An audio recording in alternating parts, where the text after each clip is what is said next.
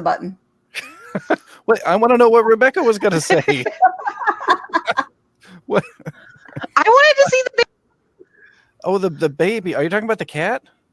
No. Oh, What? Cassandra? No. Oh, a real baby? Yeah. Well, hang on, people. There's a baby in play. Yeah, I was like, I was teased last time that I didn't make it to the show before it went live. Nope, no So I baby couldn't today. see the baby. Well, Rebekah, look here. You can have this cat.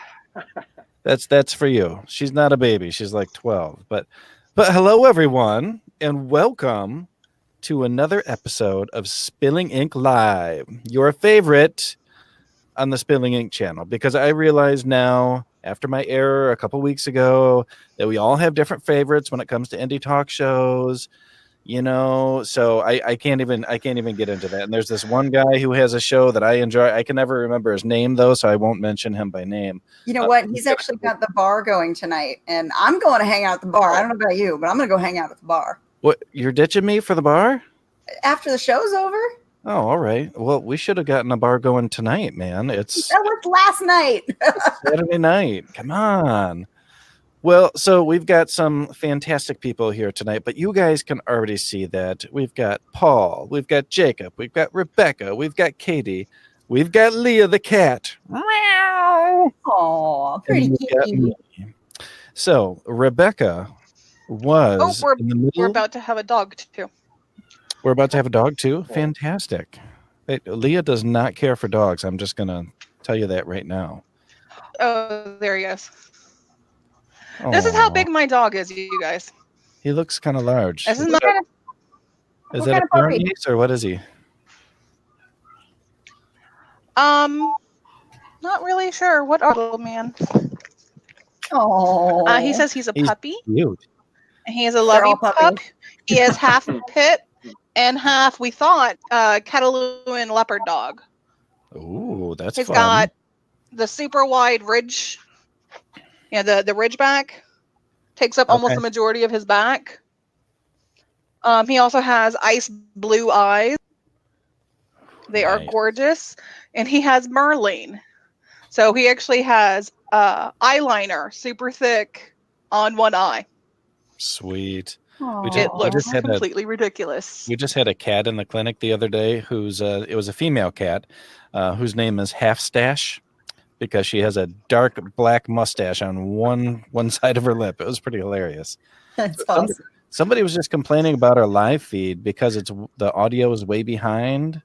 I don't know. You guys that are watching now, are we lining up pretty well or are we all janky?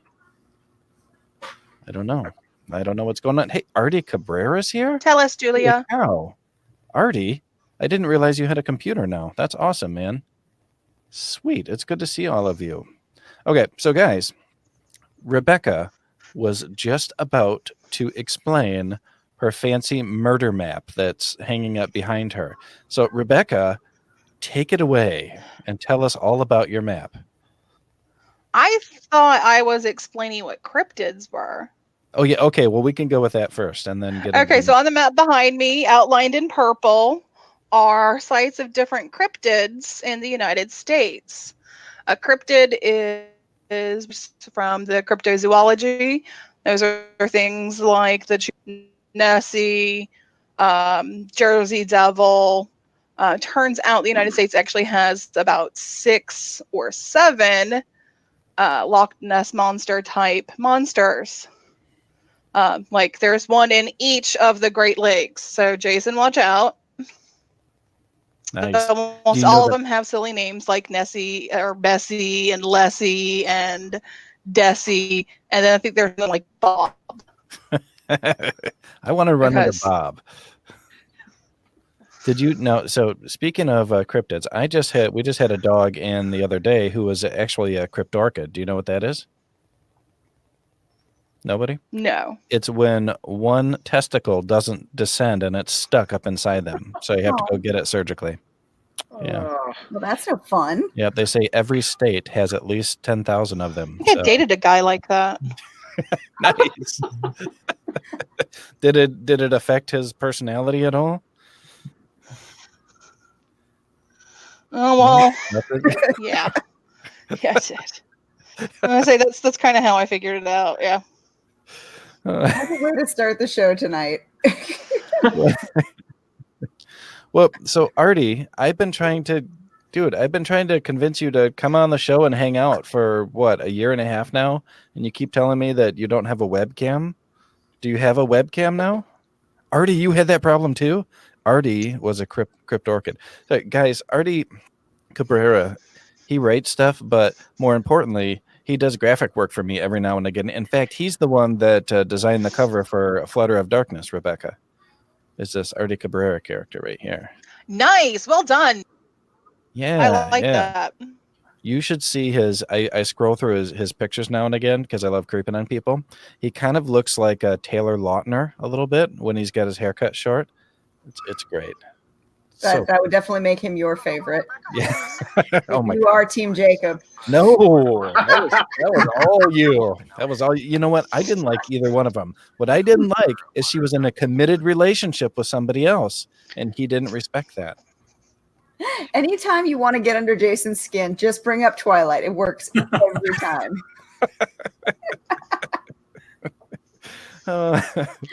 Oh, So is it just because it was a terrible show and book? Well, I don't know. Well, I devoted how many pages were in that series? A lot of pages. And I read them all. So I devoted a lot of time to that series. And it was just like beating my head against the wall the whole time. And I kept reading it. And so maybe I'm really angry with myself because I kept reading them. What? Like, why did you keep reading them? What kept you? I got to page 30, and I'm just like, I'm out. They were talking on a radio station that they're banning it from high school libraries, and I'm like, good. There's so many like grammar mistakes in this. Kids shouldn't be. I'm like, it's for the content. I'm like, well, that's stupid, but I mean, the grammar's horrible. I don't need that taught to kids. We should applaud Jason's commitment to the books. He clearly puts all of his effort into finishing what he starts, and we should appreciate that. However, the rest of us are all like, you know what, screw it. Well, Katie does not like sparkly vampires. I didn't even pick it up. I heard sparkle vampire and passed. I mean, I did, however, I sucked it up and I did read the worst version, which was 50 Shades of Cray. Oh. I mean, I only read a book and a half. Well, you know what's interesting, Rebekah? Well, I had a rant I was working on, so I needed fodder for it. So I counted it as research. Okay. All right. Also, I didn't purchase the books from a friend, so I couldn't fling them across the room like I really wanted to. My wife read all those. Those were so bad.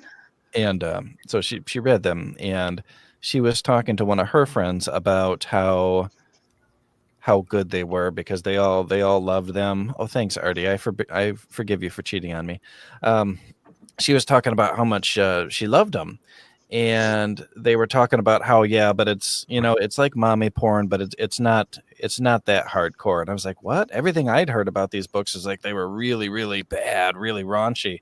Well, I'd never read any kind of erotica before, any written erotica, and so she had me read them, and I was like, oh, these are great. And then I read some other books. I was like, wow, those suck. Those were the worst. These other books are the best. So, yeah. Yep. That's about it. Well, I didn't mind the first 50 Shades of Cray book. I didn't think it was that awful. It was the rest of them that I was just like, kind of like the Hunger Games. I read the whole Hunger Games series, and I really, really liked the first one. And then after that, it just kind of like, you had a good thing, and then it just disintegrated. A lot of that became repetitive, though, with the Hunger Games. Yeah. I really didn't like the way they kept going back over the whole arena situation. And at the end, they never really solved the problem. They kind of went back to status quo, only under a different regime. Mm-hmm. I want to see progress by the end. I don't want to see, return to the norm. Yeah. Yeah. Maybe that is the message. Through revolution, all we do is put someone else in power that can do the same horrible thing. And there's the Star Wars message all over again, because if you look at that, Don't change the system, change the head. Oh, what the hell are we talking about? Oh, we're just rambling tonight. What- We weren't going to have a topic. That way We're there's no talking way to about your derail it. porn, Jason. Apparently. Well, well, I'll tell you what. You know where they went Thanks, wrong. Katie. You just had to challenge him, didn't you?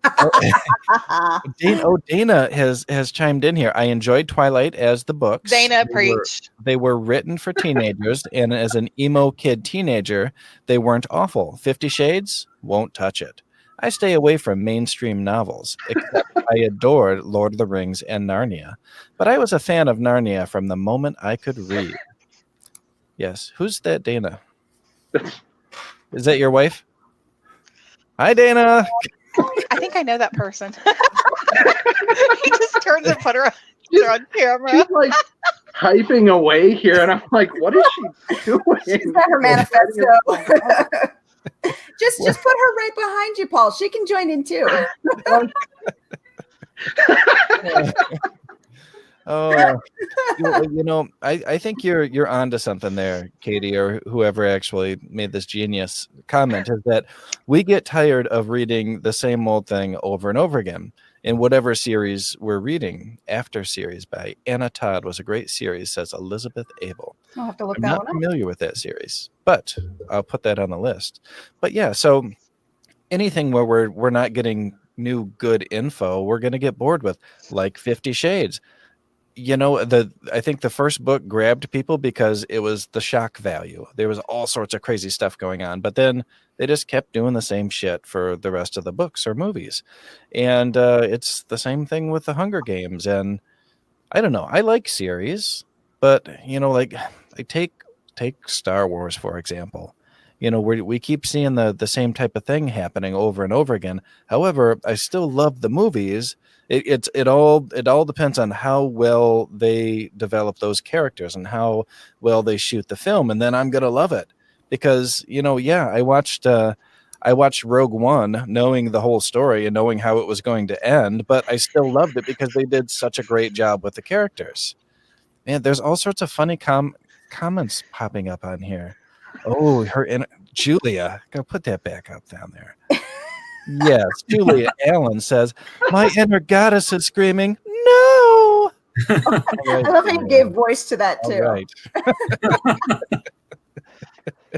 Excellent, Julia. Have you guys seen the Gilbert Gottfried reading the 50 Shades video? Oh my God. If you haven't, Oh my God, it is yes. amazing. Oh, it is incredible. I love And it. it sounds more like Iago reading.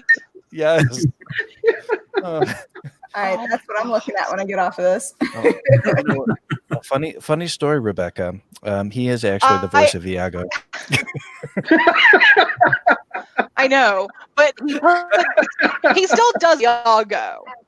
You know, he overdoes his normal voice.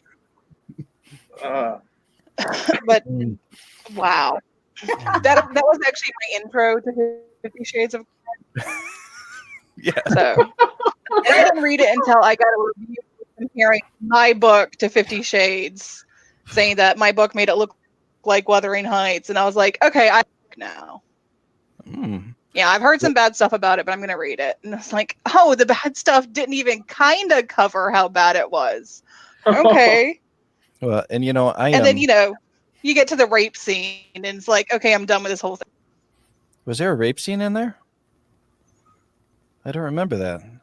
They all play it off as, oh no, it's just BDSM. It's like, no, when there's no safety word, there's no contract, and she says no, that means no. And anything that happens afterwards is. So when I think he covered her mouth after she said no and had sex with her roommate right there, and she was just too scared to call out, that's rape. Yeah. In the biz, we call that non-con. And right there, all the fun, all the mojo. And yeah. Jeez, Rebekah, that was going to be my favorite series, and now you've completely brought the whole show down. ruined it. Oh man. No, well, let's get off of 50 Shades. What the entire series about is a rapist abuser who stalks and beats a woman and threatens her into being his concubine. Well, and he's a rapist abuser who was kind of groomed by another rapist abuser, and so is now what's her name going to be the next rapist abuser down the line? Because we know this kind of goes down the line when this happens. I can't even remember her name. Because Anastasia takes her power back. Mm-hmm. Yeah. It gets grosser. I read them now. Right. And then at the end, and you guys know that child's going to be totally fucked. Oh. Because he still hangs out with his original pedophile abuser. Yeah. Well, oh my God. Yeah. Rebekah, we are not going to spend this time talking about 50 Shades, no matter how badly you want to, because I know that you're really into it, but we're not going to do it. But I have never read Wandering. Have you? What is that? Places of Poetry by Ooh, Anita. That's Anita's new one, isn't it? That lady. I think she's Anita. Yep, Anita. Oh, Joe Compton. Joe, what are you talking about? We're not off the rails. What's happening here? There are no rails, Joe. We're fine. Yeah, we just put the locomotive on the ground and we're like, go, go, go. Well, Rebekah, since you were so kind as to do something, writerly or publisherly, could you tell us a little bit about that book that you were just holding? Pretty please. Anita's book? Yes, Anita's book. I was actually flipping through. There are different. Let me get to the. She has different types all set up. You guys read? No. Yeah, let's give her a big screen. So there are different sections: world, traveling, the star and moon, the sea, other realms, and unsettled places. Ooh. Because this is Anita. She can take the most mundane and make it awesome. In memory of forgotten love, reciting by moonlight. There's just some of the first ones. And these look like words. And at the end goes, those are words. You use words and you string them together in a lovely way to make poems. Hold on, slow down. Jason, did you get all that? And then she goes to... What are words? Unsettled. So pretty. That is. Anita, I hope you don't mind like that. Is this a Three Furies? But yeah, release? Light in the window. Nope.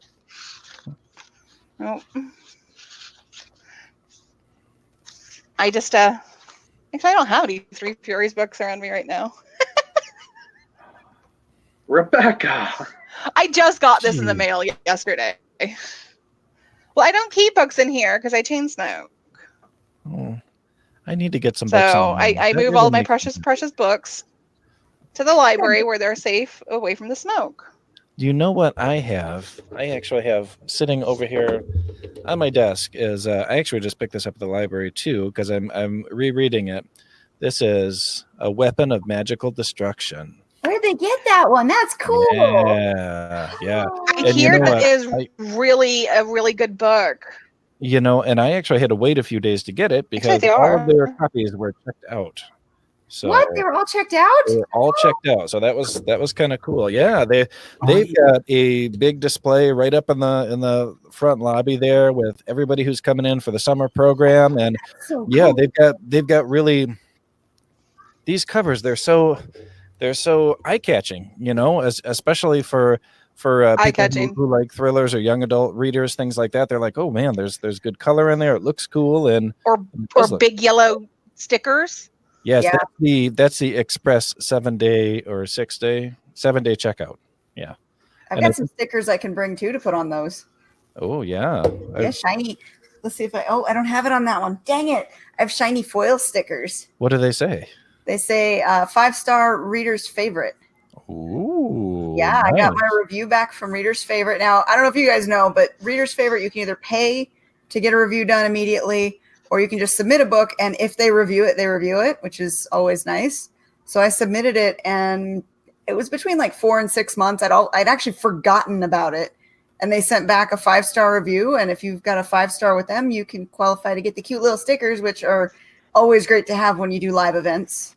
Yeah, those are awesome. And in fact, Whispers in the Shadow, which used to be Delia, got a 5-star from them. So I was super happy about it. And I lucked out because I'm friends via the interwebs with one of the reviewers. So after I submitted it, I said, hey, I just want to let you know I submitted this. I don't know if there's any way you can weed it out of the slush pile. He was like, yeah, I'll make sure it gets to a reviewer. And it was like 3 or 4 weeks later. I was like, hell yeah.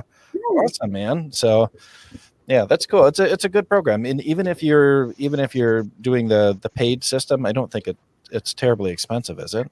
I don't think so, but I think they also try and sell you on their contests too, which I'm not sure. I know the Alliance of Independent Authors does rate a lot of the contests. I'm not sure if that one's rated by them.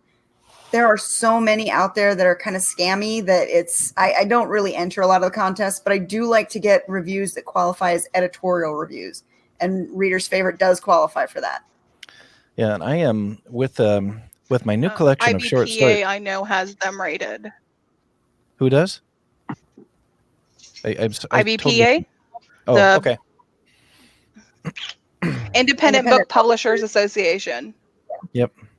They have a good website for all that. We're Katie, I keep telling you that you've got to not do this anymore, but you really kind of have monopolized the first half an hour of the show here. And we've got guests that we want to introduce. Rebekah, you're not a guest. You're more like family. Paul, tell us a little bit about you. And Dana, don't forget Dana. So Rebekah was talking earlier about baby. I'm guessing you mean my baby. I don't know. Yep. Cassandra is at Grandma and Grandpa's. Tonight was actually date night, and so all the children are gone.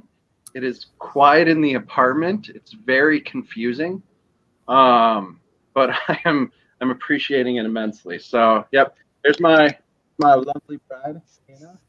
And you guys went to see 50 Shades for date night, you said, right? Yeah, we went to get some ideas. That's educational movie. Dude, instead. Okay, let's not go there. We went to see Aladdin, which was my first book is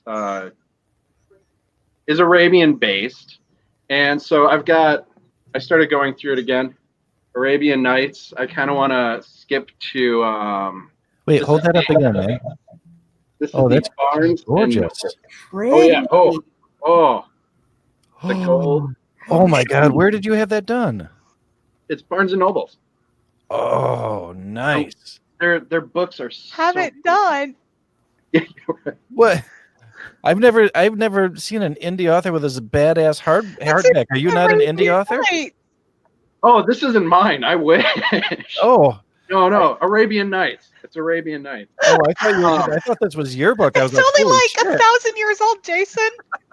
Well, I don't know. Aladdin was like 2,000 years old, and they just re-released it. It's in here. Aladdin's in here. I kind of want to skip to it. So, but no, my first book, Gadash, like watching it. Aladdin comes from. I'm like, I've got all these ideas now for my novel that's already released, so I can't do anything about it. I'm gonna leave this up here. Paul's wife is trolling hard. For those of you listening to the podcast, Paul's wife says the wife is an author too. I'm more cool than he is. My books are better too. I mean, they're not published, but I'm cooler. Little tongue sticking out face. I think you better get her on camera when you're done so that we can hear from the cooler author. And she is my artist. She's actually working on the maps for the second novel right now, and a few commissions. So if anyone needs a novel done or a map, there she is. But like a map for like a graphic map. Is that what you're saying? Yeah. Sweet. So she did the map for Gadash, which is my region, and she's doing Herskfjell is the next one, which is harsh mountain, more or less. So it'll be fun. I'm on it, Patricia. Yes. That'd be awesome. I have to get the rights from Paul since he wrote it to make sure I can do that. My other name is Sir Richard Burton. So yeah, I'm a fantastic translator. But no, I write fantasy that is based on not ancient myths or even slightly older myths that aren't as prominent in literature. So Arabian literature doesn't show up a whole lot. They have very beautiful, stunning literature. So that's why I took Gadesh and ran with that, is because I just really wanted to. I want to point people toward Arabian Nights. The next one will be Norse. The Norse are just awesome. I love the Norse. The what? Sign me up for that. Right? I love Norse mythology. She's like, give me some fucking Vikings. That's what Katie's talking about, all right? She's talking about the show. She wants Ragnar. Oh, they're fantastic. I love them. My wife loves Loki. I think he's a villain, but she likes him. So, but no, that's what the next one will be, and then it'll be India and China and Japan. How do you feel your books compare to 50 Shades of Grey as far as quality goes? It depends what you need at the time. If you're looking for a book to read, I'd say mine is better. If you're looking for titillation, I would go with 50 Shades. So that's. Are there any cryptids in it? Look at that! They're like balanced answer. He's so diplomatic. Yeah, he's like a politician. Genies. There are genies. So okay. Yeah. All right. Well, Patricia Annette too is. She would read. Yeah. Ooh, Joe's chiming in here. To me, the gods are more interesting than the Vikings in North mythos. Oh, all right. Well, speaking of the gods, to me, now, the monsters are gods. Let's hear from Jacob. Jacob. Oh, Jacob! What an intro! And remember, watch that flannel, buddy. I see it creeping open. Told you my eyes are up here. Let's see. Speaking of titillating. Oh, wait, we've got a great comment from Patricia and that. Literary suckfest. I like that. 50 Shades is a literal suckfest, misogynist abomination. I'm sorry, Patricia. I don't know what your voice sounds like, so I'm giving you a voice. Tell us how you really feel. I mean, seriously, don't hold back. The way my mom described it was that it was a train wreck that she couldn't. I think that was a fact. All right, Jacob, how do your books compare to 50 Shades of Grey? There's actually a reference to it in this book, which is middle grade. What? The character says something along the lines of, like, this situation was 50 Shades of Cray. And so I don't know if kids are actually going to understand that, but I was like, oh, yeah. I bet they will. I bet you they will. They understand more than angry They will. Yeah, I got to pay to read that book. I loved it. So tell everyone about it. Yeah, so this is Roses in the Dragon's Den. It was published about a month ago now, maybe about 2 months now. But it's middle grade, my first real dive into middle grade books, fantasy. And basically it follows two kids, a niece and a nephew of an explorer who takes them camping. And then somewhere along the lines, they end up in kind of a fairy tale world. And he gets kidnapped by a dragon. So the niece and nephew have to go and rescue him. So he, in his real life, he is basically an adventurer who knows, like, how to deal with what to do if a bear attacks, and like how to find water in the desert and a lot of things like that. And so it's kind of fun to put them in this setting where, you know, there's dragons and werewolves. So nobody knows what to do in that case, but the kids have to figure it out. Now, when you say middle grade, are we talking kind of 5th, 6th, 7th grade, that area, or what age range? I would say the 50-yard line is probably about 12 years old. Oh, I think my youngest reader has been 10 so far. okay. So, That's cool. mhm. Very cool. I have a 10-year-old at home who's turning 11 soon, and I've been getting books for her that have been advertised as middle grade, and she seems to enjoy them. So I didn't know if there was a recommended age. So Hey, Mhm. Jacob, can you put the cover back on the screen so we can show everyone? Mhm. Isn't that cool? That is an awesome Beautiful. cover. It Beautiful. like 10 times better in person. It's really gorgeous. And you had that done. It's hand drawn, right?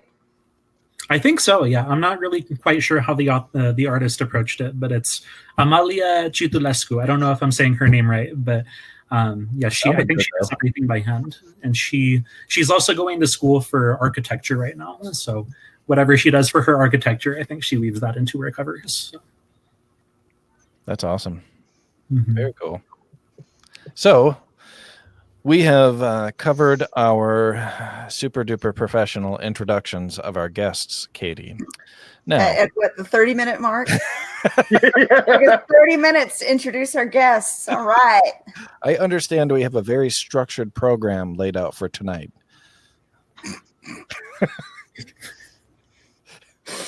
Can't even keep It is a straight. flat open field. Oh, Structured maybe like a worn out bra. oh, nice. Rebecca's face. That was perfect. Nice. Poor Jacob looks shocked over there. He's like, I'm just not going to say anything. I'm just going to sit I here. had to keep going. We were on 50 Shades this whole time. I had to come up with something somewhat racy. Oh, dude, I'm telling you, Jacob, you are like a spitting image of Adam Sandler in this new movie. Have you guys seen the murder mystery movie on Netflix? It's on my watch list. I need to watch it. I haven't It's so had time to sit down and do fun. it. It is. I liked it. I did too. I really wait, dog. How did you get down here?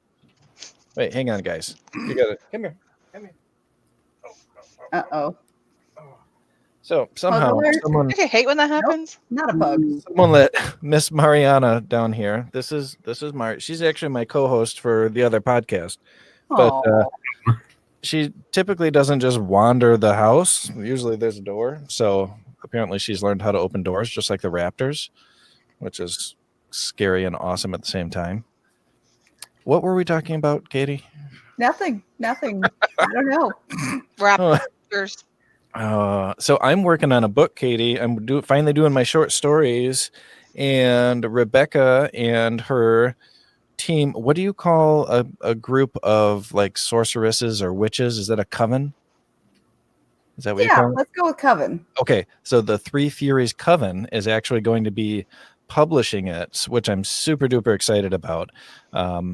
Working on getting some stories finished for her right now that are extra messed up and crazy and scary, and then she goes and tears them all apart with Julia and makes me fix all my mistakes. Mean old editors. But I think it's going to be really cool. Wait, do we do hardbacks as well with gold on the edges of the paper? Because I really would like that.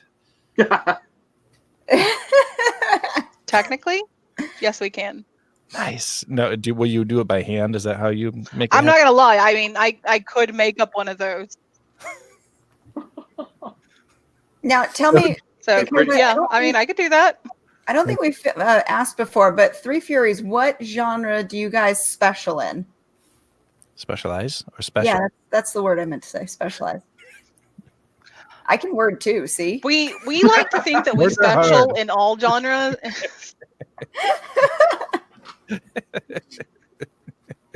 What's your favorite genre? Right now, Romance, we're mostly erotica, fantasy, urban fantasy.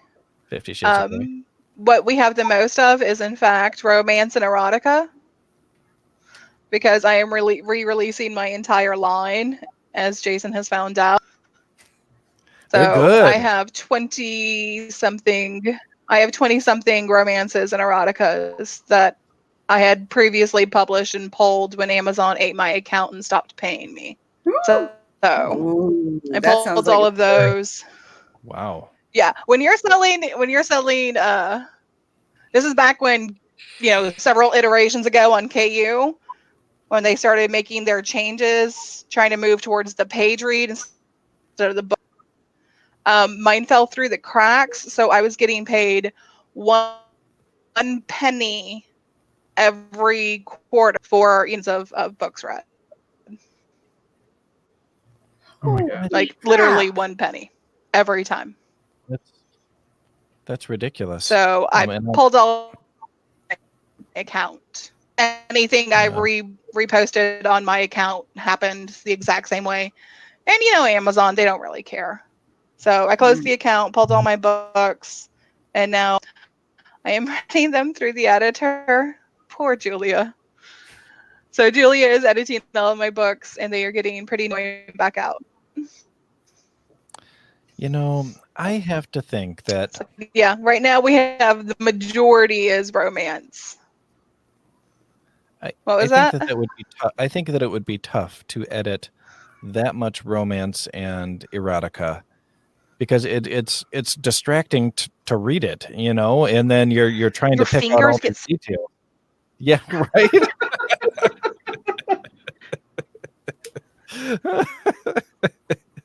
Oh, I got to tell you. So, you know, I was telling you I have that novella that I'm working on for you for the book, and it's one that I have been excited about for the long time, but I've been stuck on a half a dozen scenes, and I've gotten a bunch of them written now. And the two last big scenes that need to be written are both sex scenes. And I used to be able to write sex scenes no problem, but now I'm almost afraid to go into them, because I know that it's such a journey just to get through them, because you've got to commit yourself completely to it. And so I've just been stalling. I'm like, come on, it's a sex scene. It's not a bad thing, you know. I'm not murdering children or anything, but I don't know. I wish that I had some Rebekah Jonesy mojo going on over here. Yeah. That's what she said. You know what's kind of funny, guys, is we've got the dog here, but then over there on the floor, I Crotch don't know if you shot. can see her, we've got the cat over there on the floor, wondering why the hell the dog is on my lap. Aw. Yeah, cat. I don't know why the dog is down here either. All right. There's like, yeah, you guys know it's retro. Here's a crotch shot. Here's a little dog on my lap. Oh, Mari. She was That was going terrified. to end, and I'm kind of thankful. You see this bottle of pills? This is what happens when you don't have mojo, all right?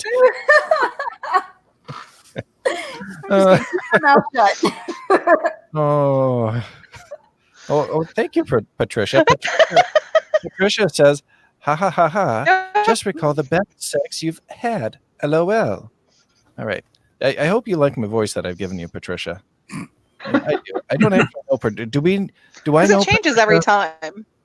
Katie, have we had Patricia on? I don't think so. Okay. Because if we have and I don't remember you, I'm so sorry, Patricia. I know that we're Facebook friends, but like I don't remember anyone. I really don't. And I don't remember meeting Adam Sandler before, but he's here with me on the show, and just it's a confusing time in my life. I'm getting old. Jacob, does that happen to you all the time? Ever since I was in like 7th grade, I think that was the first time I heard it, and I've never seen it, but I get it like at least once a week. Oh. You know who I get all the time is David Draymond, who's the singer for Disturbed. I get that a lot, especially when I still rode the Harley and I had my leather jacket on all the time. Look at all that guy was tough. Yeah, so people would just look at me funny, and they're like, "Are you that guy?" And if I could pull off the thing, I totally would. And I would have blown freaking minds. They would have been like, Keep practicing at it. You can do it, Jason. You need to practice that. Yeah, we have faith in you, mate. You can do it. You should practice right now. Elizabeth Abel says, I thought sex was a guy thing. I'll tell you what, Elizabeth, thank you, because I think that this needs to be a little bit of a conversation here, because we have 3 male authors, we have 2 female authors. We both read lots and lots of books, and most of us have written a fair few books. How do we feel about that? Do you think that writing sex is a guy thing? Do you think it's a girl thing? Do you think one sex does it better? What do you think? I think my wife I does it think that better. is a sexist What are we talking stereotype. about? Yeah, I can't say one does it better than the other, although I have known quite a few male authors that pull it off really well. I would much rather read. I would much rather read sex scenes written by women He than said, men. "Pull it off." Oh, I totally missed that, Katie. Good job, Katie. You said that on purpose. Oh, Kate, look, her face is almost as red as that hair now. That's good. No, I like sex scenes by female authors. I do. I think there's a little bit more emotional connection and less just dirty slang. And I think that with male authors, you get a lot of more dirty slang and less emotion. But that's just my experience, and that's Wilson. Yeah, and I've read Wilson's, and his is pretty dirty, almost as dirty as Safety Ropes. That's a pretty good one. I have only I'll read. say, should I tell you now one. that you actually haven't read my dirty stuff yet? Like, you Really? haven't read Melissa's Men, you haven't read Ours to Pay. All right. Yeah. Well, my email is open and waiting. Oh, You haven't even made it through the first series yet, dude. my psychic. But clearly, you've got a fan. Patricia says my psychic BFF says a lot of male erotic authors. Oh man, I forgot to do your voice. Live in their parents' basements and smell. All right. Okay. All right. We'll take that up with Wilson and see where he lives. We got to get him back on the show. All right. So, in news that I doubt surprises anyone, I read a lot of erotica, and honestly, between the guys, between the male authors, the actually male authors, and the actually female authors, I mean, it's kind of the same. Some are good, some are bad, some write emotionally, some don't. Okay. Interesting. And, let's not forget, there is still a stigma of guys can't write sex scenes. So they will write under female pen names. Yeah, I do. And no one can tell the difference. I've got to go track down a dog. You guys carry on. Uh-oh, he lost his dog. Fun. Wilson, he's one of the ones that does the same thing. He writes under Wilson, which is a pen name, but he also has a female pen name that he writes under as well. And I believe last time I talked to him, he said the female pen name is doing much better. So there is that bit of stigma where people want to read erotica from somebody who's perceived to be a woman writing it. Although as a male writer, he does a great job. I have only read one romance / erotica novel, and I got about 100 pages in, and I learned a lot about suspense, and I learned a lot about describing nipples. Suspense or suspension? I'm like, I never realized you could devote an entire paragraph to them. So, but otherwise, I'm actually kind of prudish on that. I aside from Martin, I kind of avoid the erotica. Fair enough. It's not for everyone. Yeah. Jacob, any I mean, it's art. So that's kind of where I am too. I don't really you read what you like. That's it. Yeah. I get into a thing where because I like sex scenes in books, and especially, I mean, I like them in my books, and so somebody had asked me if I was a prude. I'm definitely not, but I always worry that I'm not representing the situation well enough. So I always will go back through and be like, man, did I do enough, or did I do too much? Did I go too far? Did I not go far enough? So I don't know. I get really wishy-washy on them, and that it bums me out. But I guess that's for need a second opinion. You never do, or you always do? I'm here for you, man. Oh, if you need one, I'll totally beta read that for you. Well, you're one of my editors now, so you're on the job. This next one I'm sending you has some naughty stuff in it. See, and I haven't written under the pen name in a I was while. gonna say, so far you haven't said enough. Yeah, Time to get back to it. Yeah, the Life of Pet. Dip your fingers in again. and see if I can really pull it off this time. For a second dip on Katie's joke and it just fell flat. Sorry. I'm sorry. I think there's a little time to get your there. quill wet. Get things. Have you guys seen the movie Quills? Anybody? No. Never heard of it. I don't know if it's streaming anywhere, but it's Jeffrey Rush and oh wait, hang on. I'll continue this after I read this message from Dana De La Woods. Ooh, Dana of the Woods. I like it. Sex should be emotional. I don't care what shape the body is or what they look like. I want to know how they feel in the moment, their connection to each other. All right. Well done. Well done. Yep. Well done. I feel like I just learned something about my wife. Well, that's why she's sending these messages, buddy. I hope you're saving them. Apparently, your educational video you watched before during date night wasn't good enough. Well, next time, just cry in the middle. It does wonders. Just start crying and say it's because I just love you so much. Oh, Patricia. Look at Patricia Annette says, Jason, you are overthinking. You are a great word crafter. Just be present in the scene. Oh, she makes me feel so. And I forgot to do her voice again. Next time, Patricia. Next time. Oh, no, but Rebekah. Next time, you're going to be Scottish. That's. Oh, I can't. Ooh. I can't do it. Scottish accent? I've been talking to Pippa and Mike, and thank you for the recommendation. I love those two. They are my new favorites. And I just love listening to them talk. I'm like, just pretend I'm not here, okay? Just keep talking to each other. You guys are the best. Have you had them on together?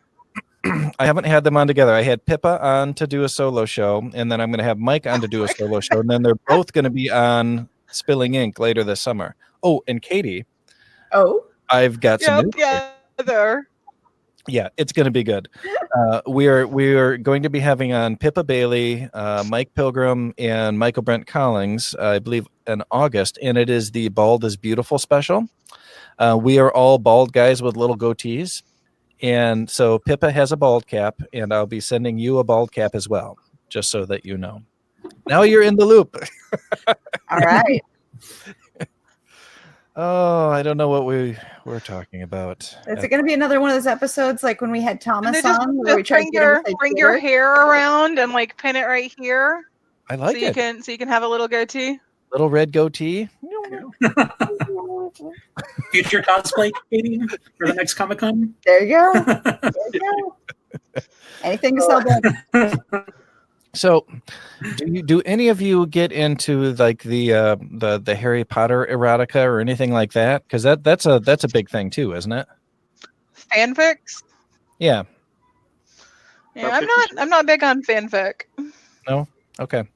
I just saw someone posted a live video, and I wish I could remember her name. She was just releasing a book of poetry, and her little video was about how, this is the kind of, erotica she likes to read, and don't judge me for it because you like this or like 50 Shades crap. But then that made me think, I bet Rebekah knows all about this Harry Potter erotica. No? Nothing? All right, fine. That was a no, do, but too.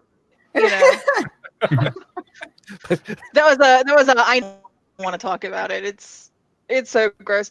Because let's all stop and think. Okay, who's Harry Potter? Who are his friends? And how old are they? Yeah. Yep. They're adults. It's like the whole okay. It's like the whole Arya Stark scene at the season 8 of Game of Thrones. She is an adult. She has murdered how many freaking people, and you're cringing because she dropped her shirt? Seriously? She's an adult now. Isn't she like 22 or 23? Something. And how many people has she slaughtered? And we're okay with her slaughtering people, but oh, God forbid she took her shirt off. Nope, we draw the line right there. But I found that at a writer convention that I went to. Someone's like, "Hey, will this be okay for my like 12-year-old?" I'm like, "Well, it gets a little bit bloody and maybe a little gory depending on where you're." She's like, "No, that's fine. But is there any sex?" See? No, that's fine. But is there any cursing? Yeah. Yeah. She did. Like, you want to explain skewed. intestines being removed? That's fine. But is there sex? That's that is a huge issue people have. I don't understand it. And I didn't understand it when people were screaming about it during Game of Thrones either. I'm like, yeah, she was a kid. We were all kids once. She's an adult now. I was never a kid, ever. Well, it depends on what age the character is that you're writing the fanfic. Like, are you writing about them when they're 16, 17, 18, or are you writing about them when they're 13? And that's a because if you're writing a fan that it's sex, and there's 13-year-old Ron and 13-year-old Harry getting it on. But now if they're that always happens, horrors, in the Ministry of Magic doing their thing, that's fine. They're adults if they're written as adults. Well, isn't it? Are you allowed to write about underage kids having sex? I mean, isn't that a thing that you can't do or with each other? Correct. In young adult books, there's that weird line. It can't be published anyway. Oh, okay. So this must be like a Wattpad kind of thing then that she was talking about. Okay. Even Wattpad should have a TOS that says that's not okay. I've been to less savory sites that is not okay. And they're okay with a lot of weird stuff. Elizabeth is saying. A 14-year-old and a 16-year-old having sex together. That's why young adult is kind of that weird line where, people are asking, well, is there sex in it? There might be in young adult books, and that becomes the deal breaker. But what I find interesting, though, is that you can have a book that doesn't have sex in it, but it has all kinds of violence, and that's okay. Yeah. Oh, yeah. Because, yeah. We don't put them in the same categories as taboos. You can have somebody slaughtering whole nations, and it's war. You have somebody have sex, and it's no, my precious little cherub can't read this.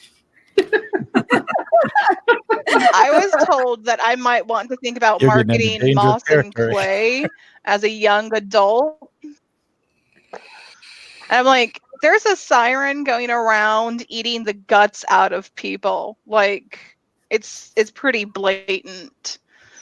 And like, oh no, that's fine. Wait, a siren? Is she having sex? Because that's no. Hold on. Yeah, are there clothes eating involved? Humans alive is good. Yeah.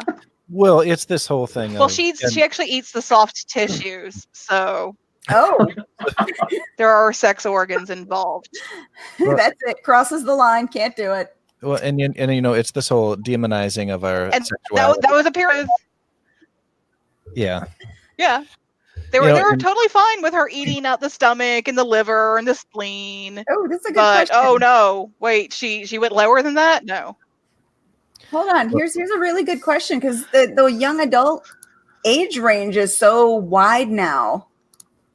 What do we say is a typical young adult book? What is the range for that?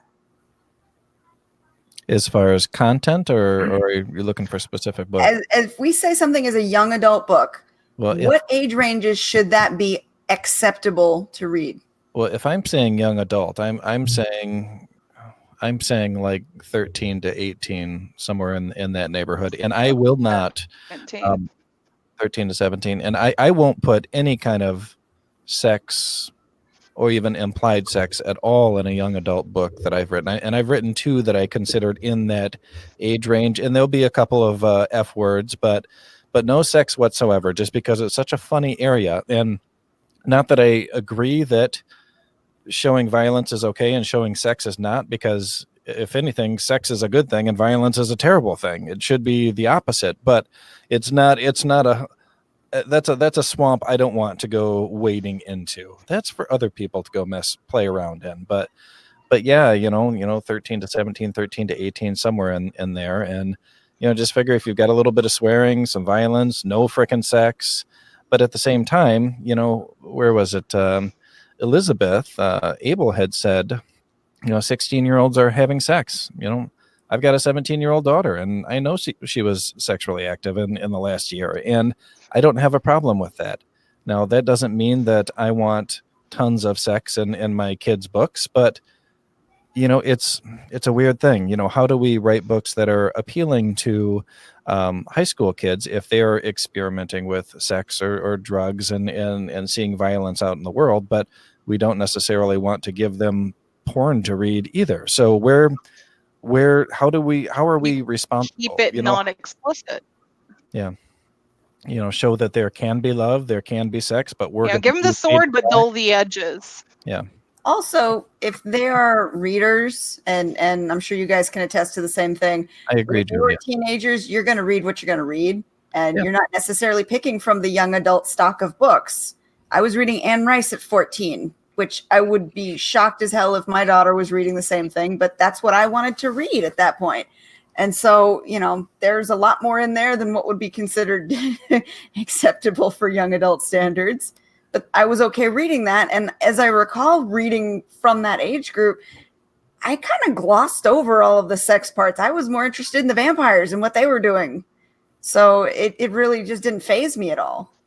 Well, and I remember actually noticing probably when I was in, 6th, 7th grade or so. And because I read a lot of Piers Anthony books, and his were all high fantasy, but he's one of those fantasy authors that we joke about doing a lot of ponytail tugging and a lot of suggestive things. And I remember noticing that, okay, why are we using the word panty so much? And why are we always talking about buxom and this and that? And I'm like, okay, there's something going on here. I don't really understand what it is yet, but I got there.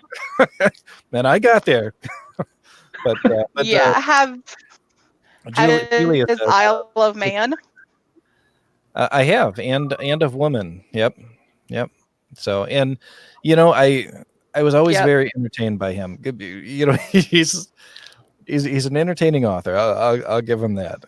He gave me a lot of fun reads. But yeah, what the hell is going on here, Katie? We everything this is the 50 Shades of I don't know what episode. 50 Shades of Cray. That's the name of the episode. You had Rebekah Jonesy on. What did you expect? That's true. I should have expected it right from the start. We need a good title for this. What are we calling this one, Jason? 50 Shades of Cray. No, we can't use that. That's the actual book title. We need something else. No, Cray. Shades of Cray. Cray. Are we stealing that from Jacob? Yeah. Yes, we are. That's what we're going to call it. 50 Shades of Cray. Paul, is Dana still over there? Dana de la Woods. Hey, Dana, what's your thought on this young adult and sex and violence? What's your thought? Posted something. Hold on. Did you see that? I didn't see it. Nope, no violence. I don't want violence. I kept looking away from You kept looking away from 300 the other night? I did, yeah. She don't.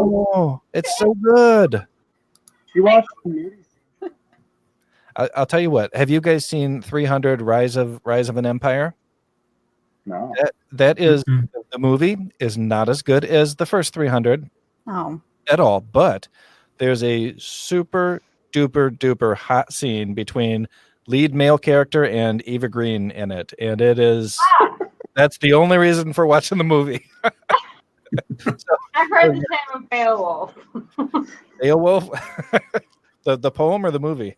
The only reason to watch it is for the sex scene. Yeah. Even though it's CGI. Nice. No, I don't care for violence. I'd rather not watch that. Okay. All right. Interesting. Thank you for 50 adding your Shades of opinion. Ink. 50 Shades of Ink. All right. This has definitely been an interesting episode. See what happens when we go in with no topic and we just let Jason just have his way. What? Why are you putting it on me? It was Rebekah from the start. With her murder map with 50 Shades of Murder. I want to talk about cryptids. Oh, well, we are coming to the end of our You guys didn't even let me finish about the cryptids. Oh, well, you know what? All right, people, we're going into overtime here because we want to hear a little bit more about the cryptids of the USA. Rebekah Jonesy, take it away.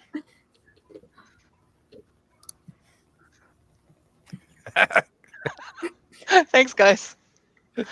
So yeah, as you can see, I have them all nicely lined out here. The purple is my cryptids, and the yellow legends. Some of them are ghost stories. Some of them are hauntings. Some of them are portals to hell. Because apparently the United States has 3 different portals to hell. So them are in the southeast. Very confusing to me. I figured there'd be at least one in Florida, right? Florida. Wait a minute. Is there So one in Nevada? most of the cryptids have actually been disproven. Huh? Is there one in Nevada? Yes. Ugh. 2 in Nevada. Portals to hell? Wait, there's like 3 portals total, and 2 of them are in Nevada? Oh, the portal to hell? Tucson. I thought you did. No, I think there's only one portal to hell in Nevada. Yeah. And it's not considered a portal to hell. It's the door to hell. That's where Satan comes out to dance and play. Great. Even better. Yeah, it is a storyline very much like Coming from Underhill. He comes out and like plays music and tries to get people to follow him down. And that's in the Calico Mountains, right? Fuck. No, I don't think so. I don't know where the Calico Mountains are. I know it's at a lake. Water? We don't know what water is. I'm guessing I know where Katie lives now. How do you not know? I've only said it like 1,000,000 times. Straight up Sin City. Also, did you guys know that there is actually a cryptid in the United States that is literally named Big Bird? What? His name is Big Bird. Aww. He's in Texas. What do we have in Michigan? Everything's bigger in Texas. Which is, the entire area west of there has the stories. Do you guys know what the Thunderbirds are? I'll give you a hint. It is not related to. Oh. Oh. But yeah, a lot of these are regional, and I just put them where I wanted so that I can get one in each state. That's pretty cool. What about Michigan? And of course, this entire section is that entire section, stopping just before Michigan, is Wendigos. And then, of course, there's Chupacabra, there's Thunderbirds. And then, of course, you have all the swamp monsters over here and all the lake monsters up there. So are you writing about the cryptids then? Yeah, each one of these tags is going to be a book. Nice. That's awesome. Cool. Kind of like how Supernatural goes around. Once I get them up. Yeah. And once I get the reds up, the reds are going to be creepypasta. So there's going to be Slender Man. There's the Black-Eyed Children. There's the Rake. He's probably going to be Georgia, I think. Because the Rake is around in this area usually. Have you heard about the crappy pastas?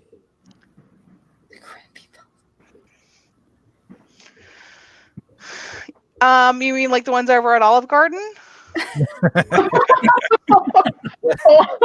When I was talking to Pippa and Mike, they kept talking about crappy pastas, and I'm like, "Are you guys trying to say creepy pastas? Only you're from the UK, so you can't actually say that word?" They're like, "No, they are creepy pastas that we write to make them crappy." And I'm like, "Oh, okay, cool." Books. I have their books. Yes. I am a big fan of both of them. Yeah, they're I actually spent all day Well, I didn't spend all day because it was really fast, but I spent Christmas morning reading their Christmas book. I can't wait to meet these people. Brilliant. I loved it. Oh my God, Pippa is like Amy Pond. You are going to just die when you talk to her. She's fantastic. Awesome. She's so cool. So, all right. Well, we've got to wrap. Yeah, things you up guys are gonna have a lot of fun. Yes, time to head off to the bar. I think Joe's bar starts in about an hour. Fantastic. Yes. I've got to cut my hair. It's getting a little too long. Well, And Heather wants to go and take couple pictures of her and I tomorrow. I'm like, what? Why? Together, You guys are so cute. That's how I feel about him too. Well, when you marry a professional photographer, you kind of do whatever the hell she tells you to. So, yeah, that's just the way. You don't have a choice. No, you don't. You don't. All right, Katie, you wanna roll us out tonight? I don't know. Are you gonna derail my train of thought? I'm ready. All right. Well, if anyone out there has still followed after the train completely derailed, thanks for hanging out with us this week. We will be back again next week with some more authors to introduce you to. I think next week we've actually got a world builder who started up his own indie game, which is going to be really awesome to talk to him. Is it Ed Willett? No, Levi Davis. Yeah, Jacob knows who he is. I know Levi. Yeah. He's out of Tucson, and he's got a really, really cool game to talk to us about, and the world that he created, which is absolutely massive. So that'll be next week. And of course, as always, every Saturday night, check us out here. And if you missed the live cast, we'll have it over on our YouTube account shortly and our podcast after that. Thanks for watching. Bye, guys. Bye. Bye. All right, I pushed the big red